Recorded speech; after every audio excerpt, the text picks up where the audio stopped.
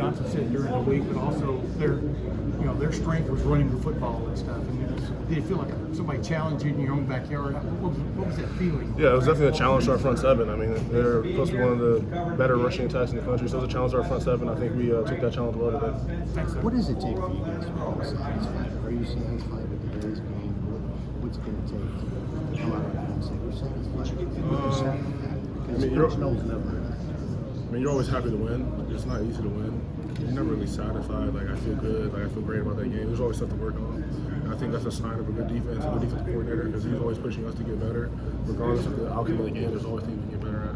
Sonny, you guys have been dominant third quarters this year. What do you think it is about you guys coming out of the locker room that really allows you to dominate the third quarter? I think it's just the way Coach Day's approached our entire camp coming into this season. And then each week we talk about the last 4 minutes of the second quarter and then the first 4 minutes of the third quarter and how it determines a lot of games. So it's been a huge emphasis, and I think that just starts with Coach Day. Are there things you guys do in the locker room at halftime that you think leads to those strong starts at the start of the second half?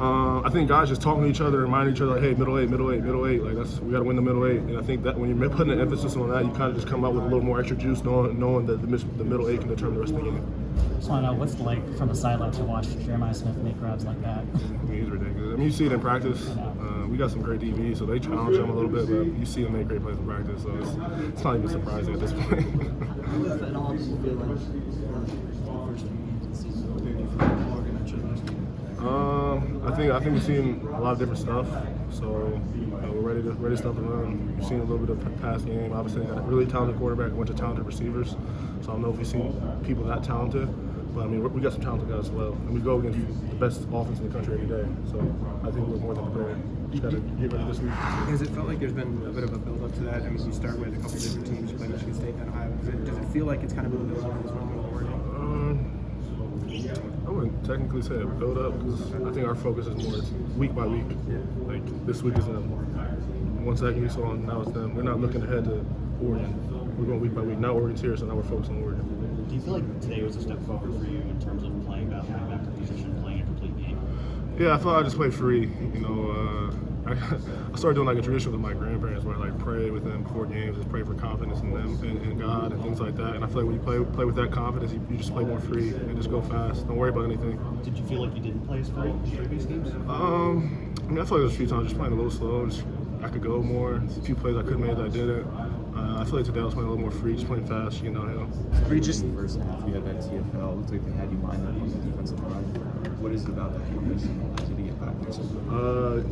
So I was on the offensive line, and he was ineligible. So I'm about to go shoot my gun right here. What was that series like for you? You had the TFL right, you also had the tackle out there. It felt good. It just got me going a little bit.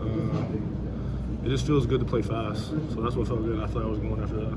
You mentioned you saw a bunch of different offenses, but it looks in the first couple of weeks. Oregon obviously likes to spread you out. Does that help going into a game like this? In terms of seeing different looks and kind of seeing teams that want to spread you out a little bit. Yeah, Iowa is just not that kind of offense. Yeah, I mean, I think we've seen a lot of different offenses, like I said, so I think it definitely helps.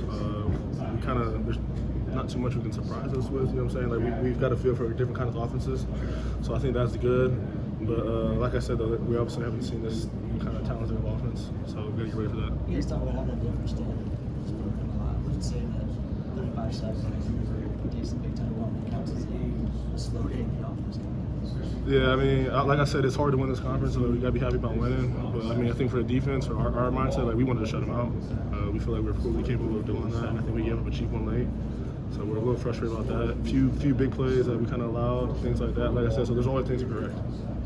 Sonny, when you're off the line plays that you did today, can you feel the energy on the defense side when you're on the sideline? Yeah, I mean, when you're seeing the offensive line moving, one of the best defenses, moving it back 5 yards, getting 6 yards of carry or whatever, like, it definitely gives us some juice. And then when we're getting TFLs and knocking them back 3 and outs, it gives us some juice as well.